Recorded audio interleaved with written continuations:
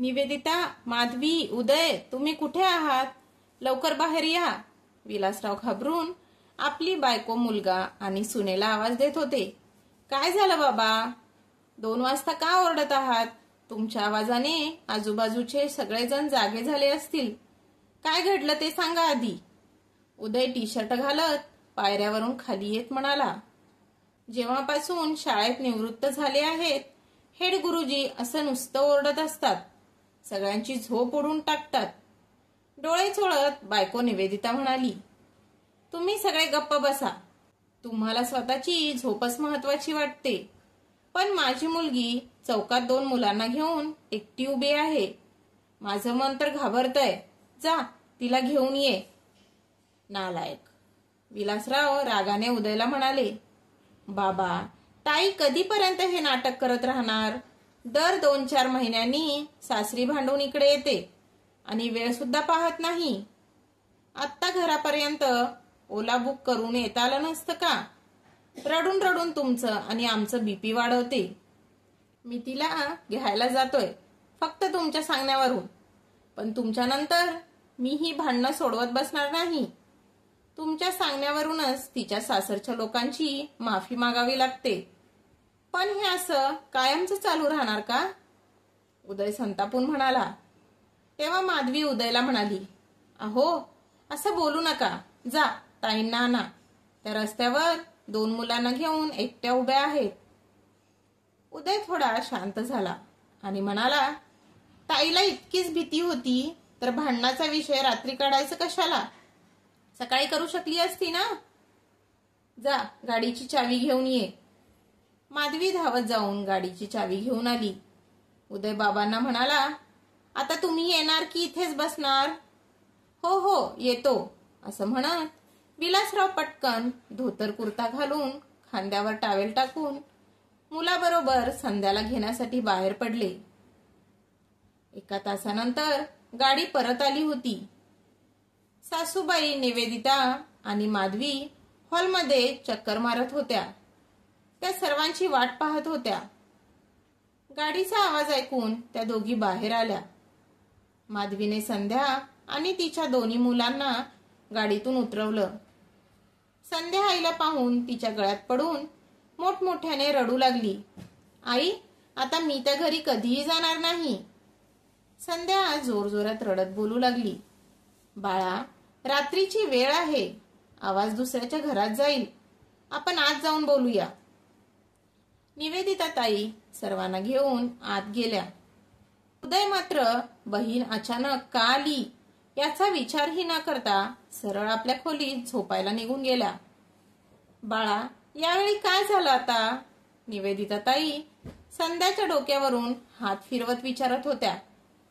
आई, माझ्या सासूबाई नेहमीच भांडतात, पण यावेळी तर त्यांनी हद्दच केली. संध्या दुःखाने म्हणाली. काय झालं बेटा? निवेदिता ताईने शांतपणे विचारलं. आई, संध्या रडवेला स्वरात बोलली. माझी परवानगी न घेता माझे सगळे दागिने, महागड्या साड्या नणंदांना कोणत्या तरी लग्नासाठी घालायला दिल्या. त्यावेळी मी मुलांना शाळेतून आणायला गेले होते. मी विचारलं तर सासूबाई म्हणाला, तुला काय करायचं आहे? घरचे तर दागिने आहेत. साड्या मी कोणालाही घालायला देईन. आणि जेव्हा मी ही गोष्ट नवऱ्याला सांगितली तेव्हा त्यांनी मला एक थप्पड मारली. आई, मला हे मान्य नाही. माझ्या गोष्टी दुसऱ्यांना का द्यायच्या? माझा पण स्वाभिमान आहे. रात्र का दिवस न बघता मी मुलांना घेऊन बाहेर पडले, पण अर्णवचे बाबा एकदाही मला थांब म्हणाले नाहीत. आई, मी आता त्या घरात परत नाही जाणार. मी आता इथेच राहीन. असं म्हणून संध्या आईच्या गळ्यात पडून हमसाहमशी रडू लागली. निवेदिता ताई काही बोलणार इतक्यात माधवीने निवेदिता ताईंना काही न बोलण्याचा इशारा केला. ताई, तुम्ही आराम करा. मी तुमच्यासाठी जेवण आणते. जेवण करून शांत झोपा आणि मुलांना माझ्या खोलीत पाठवा. मी पिहूला सांभाळते. माधवी शांतपणे म्हणाली. संध्या थोडी शांत झाली आणि म्हणाली, ठीक आहे वहिनी. सर्वांनी जेवण केलं आणि सगळेजण झोपी गेले. सकाळी माधवी लवकर उठून सर्वांसाठी चहा नाश्ता बनवत होती. संध्या उठून ब्रश करून आई बाबा बरोबर चहा घेत बसली होती. काही विचार करून विलासराव म्हणाले, बाळा, मी जावई बापूंशी बोलू का? असं काय झालं आहे? नको नको बाबा, तुम्ही त्यांना काही विचारू नका. तुम्हाला आणि उदयला माझं इथं येणं आवडत नसेल तर मी भाड्याचं घर घेऊन मुलाबरोबर तिथं राहीन. संध्या रडत बोलली, ताई, असं बोलू नका. हे घर तुमचंच आहे. बाबांना फक्त तुमची काळजी वाटते म्हणून ते असं बोलले. आता तुम्हाला कोणी काहीच विचारणार नाही, बरोबर ना बाबा? माधवीने समजावत सांगितलं. विलासराव थोडे रागाने म्हणाले, हो ठीक आहे. तुम्ही सगळ्यांनी तिला डोक्यावर चढवलं आहे. माधवी संध्याची बॅग घेऊन आत निघून गेली. हिला तर छोट्या छोट्या गोष्टीची जाणीवच नाही. उदय चहाचा घोट घेत म्हणाला. संध्या रागाने चहाचा कप तिथे सोडून दुसऱ्या खोलीत निघून गेली. तेवढ्यात उदयला संध्याच्या नवऱ्याचा म्हणजेच विलासरावांच्या जावयांचा ऋषिकेशचा फोन आला. नमस्कार भाऊजी. नमस्कार उदय. संध्या मुलांना घेऊन घरी चालली आहे ना? ऋषिकेश विचारत होता. हो भाऊजी. यावेळी काय झालं आता? उदयने विचारलं. काही नाही उदय, पण अजूनही संध्या या घराला आणि घरातल्या लोकांना आपलं समजत नाही. तिच्यामध्ये माझं तुझं खूप आहे. आईने मृणालीला तिच्या मैत्रिणीच्या लग्नात जाण्यासाठी संध्याचे दागिने आणि साडी नेसायला दिली. यात आईने कोणता मोठा अपराध केला तूच सांग. मृणालीचं सासर खूप दूर आहे, त्यामुळे आम्हीच तिला सांगतो की एवढ्या दूरवरून सोनं आणि महागड्या साड्या आणायची गरज नाही. इथं संध्या आणि आई आहेतच ना, त्यांच्या साड्या आणि दागिने घाल. मृणाल नाही म्हणत होती, पण बिचारी घाबरून संध्याची साडी आणि दागिने घालून गेली. जेव्हा तिला माहीत झालं की तिच्यामुळे वहिनी घर सोडून गेली, तेव्हापासून ती रडत आहे. सगळं जसंच्या तसं आणून कपाटात ठेवूनही दिलंय. रात्री ऑफिसमधून आलो तेव्हा संध्या सरळ सरळ म्हणाली, आत्ताच मृणालीला फोन करा. मला माझ्या सगळ्या वस्तू परत हव्या आहेत, नाहीतर मी फोन करते. त्यांचं धाडस कसं झालं? संध्या तर हट्ट सोडतच नव्हती. उदय, मला राग आला आणि मी रागात तिच्यावर हात उचलला. मला माहितीये माझ्याकडून चूक झाली आहे. मी तिची माफीही मागितली, पण ती ऐकायला तयारच नाही. तुला माहित आहे, मुलांना घेऊन निघून आली. मला वाटलं रात्री थोडा वेळ बसून शांत होईल, पण तसं झालंच नाही. उदयने शांतपणे उत्तर दिलं, भाऊजी, मला माहित आहे, प्रत्येक वेळी चूक ताईचीच असते. तुम्ही माफी मागत जाऊ नका. त्यावर ऋषिकेश म्हणाला, उदय, मी तर अनेक गोष्टी सांगतही नाही. कधी सकाळचा चहा बनवत नाही, आईच सगळ्यांना चहा बनवून देते. संध्याला सुद्धा तिच्या खोलीतच चहा दिला जातो. जेवणही उपकारावर केल्यासारखं बनवत असते. कधीच कोणाला वाढत नाही. अजून कितीतरी गोष्टी आहेत ज्या मी कधीच तुम्हाला सांगितल्या नाहीत. भाऊजी, मला माहित आहे तुम्ही खूप चांगले आहात, म्हणून तर ताईची ही सगळी नाटकं सहन करत आहात. ठीक आहे, उद्या संध्याकाळी येऊन संध्या आणि मुलांना घेऊन जाईन. तुम्हालाही खूप त्रास झाला असेल. ऋषिकेश म्हणाला. नको भाऊजी, एवढ्या लवकर ताईला घेऊन जाऊ नका, नाही तर तिला तिच्या चुकीची जाणीवच होणार नाही. यावेळी ताई स्वतः येईल तुमच्या जवळ, तुम्ही येणार नाही. विनंती करतो, माझी एवढी गोष्ट ऐका.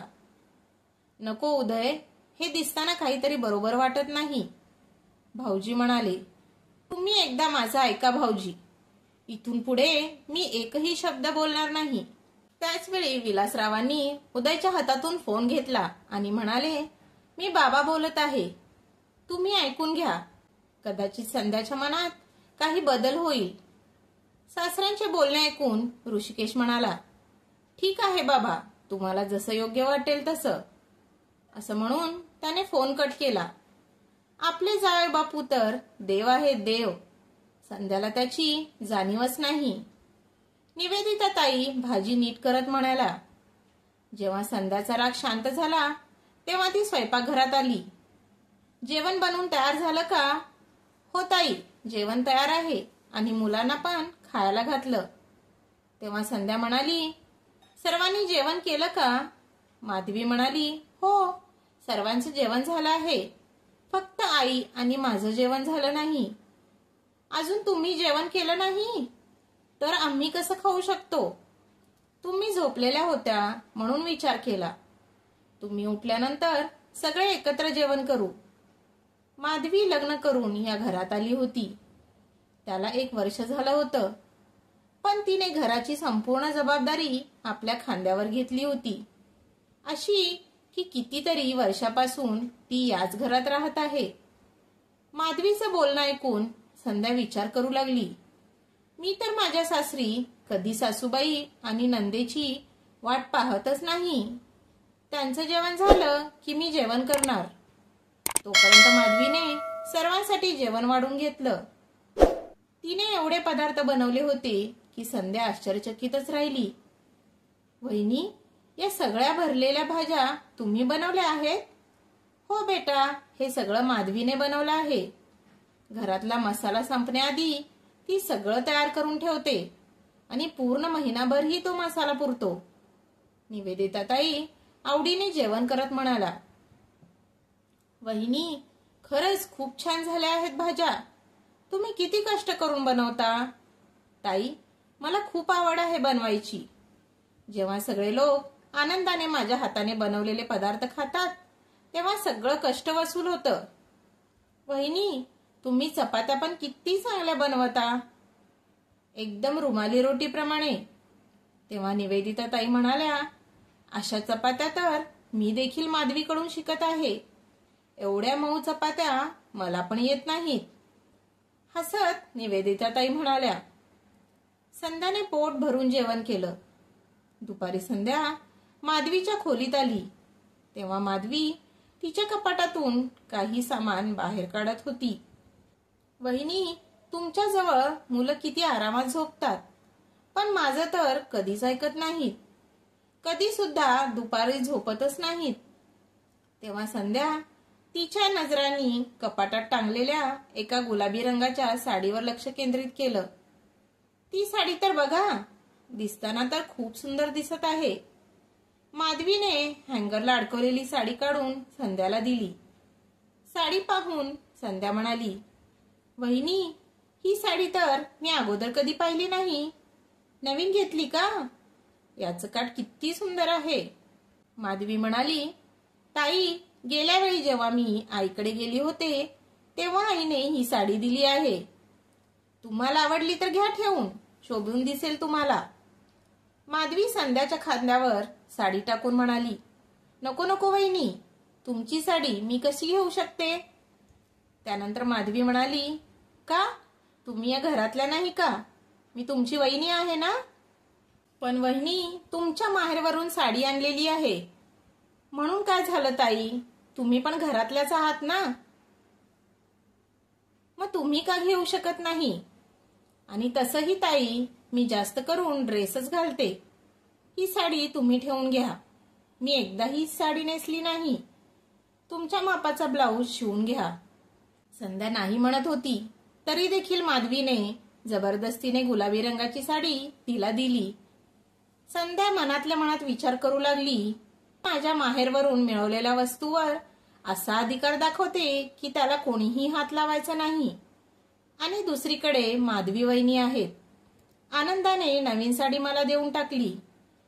संध्याला आपल्या माहेरी येऊन 15 दिवस झाले होते. ती माधवीच्या प्रत्येक गोष्टीला निरखून पाहत होती. मुलांना कसं गोड गोड बोलून खायला घालत होती.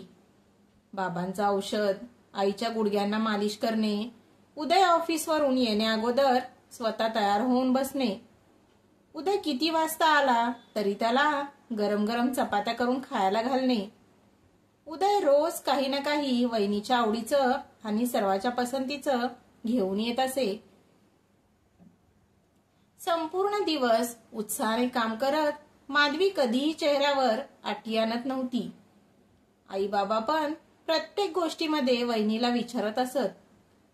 माझ्या सासरचं कुटुंब देखील असंच आहे, कदाचित या सर्वांपेक्षाही चांगलं. माझ्या सासूबाईंनी कितीतरी फोन केले होते, पण मी एकाही फोनला उत्तर दिलं नाही. कदाचित मी माधवी वहिनीसारखी नाही. आता संध्याला तिच्या सासरची आठवण येत होती. चारी बाजूनी आनंदाचं वातावरण असतानाही तिचं मन एकटं होतं. आज तिला सहन झालं नाही. ती रडू लागली. उदय, मला माझ्या घरी सोडून ये. माझं मन इथं लागत नाही. पण ऋषिकेशने एकदा सुद्धा फोन केला नाही. मग असं जाणं योग्य दिसेल का? तेव्हा घरातले सगळेजण मोठमोठ्या आवाजात हसू लागले. निवेदिताताई म्हणाल्या, बाळा, नात्यात कोण लहान मोठं नसतं. जो पहिला पाऊल उचलतो तोच पुढे जातो. पण ताई, इथे पहिलं पाऊल भाऊजींनी उचललं आहे. उदय म्हणाला. उदय, मस्करी करू नकोस. त्यांनी एकदा तरी फोन केला का मला? संध्या म्हणाली. ताई, ज्या दिवशी तू आली होतीस ना, त्या दिवशी भाऊजींनी माफी मागितली आणि तुला घेण्यासाठी येत होते. संध्या आश्चर्यचकित होऊन म्हणाली. खरंच? तू खोटं तरी बोलत नाहीस ना? नाही ताई, भाऊजी मुलांवर आणि तुझ्यावर खूप प्रेम करतात. त्यानंतर दरवाजाची बेल वाजली. माधवीने दरवाजा उघडला आणि समोर संध्याचा नवरा ऋषिकेश उभा होता. ऋषिकेशला पाहून संध्या लाजली आणि त्याच्याजवळ जाऊन म्हणाली, मला माफ करा, मी खूप स्वार्थी आहे. या 15 दिवसात माझ्यापेक्षा छोट्या वहिनीकडून मी खूप काही शिकले आहे की नाती कशी सांभाळली जातात. आई बाबा, मला माफ करा. इथून पुढे रात्री भांडण करून मी कधीच येणार नाही. मग काय दिवसा येणार? ताई, उदय हसत म्हणाला. संध्या म्हणाली, अरे वेड्या, आता भांडणच करणार नाही. आता तर आनंदाने आणि प्रेमाने येणार. बाबा, आता तुमचा बीपी व्यवस्थित राहील. जेव्हा ताईचा फोन येतो तुम्ही घाबरता ना? संध्या रागाने आपल्या भावाकडे पाहू लागली. माधवी म्हणाली, आता बस करा, माझ्या नंदला जास्त त्रास देऊ नका. असं म्हणून माधवी संध्याच्या गळ्यात पडली. ननंद आणि भाऊजय दोघांच्या डोळ्यात पाणी होतं. ऋषिकेश म्हणाला, तुझी ननंद डोळ्यात पाणी घेऊन तुला घेण्यासाठी आली आहे. संध्या आश्चर्यचकित होऊन म्हणाली, ताई पण आल्या आहेत? हो, बाहेर गाडीमध्ये बसली आहे. संध्या धावत आपल्या तुटलेल्या नात्याला जोडण्यासाठी निघून गेली. तर मित्रांनो, व्हिडिओ कसा वाटला? जर आवडला असेल तर लाईक करा, शेअर करा आणि चॅनलला सबस्क्राईब करायला विसरू नका.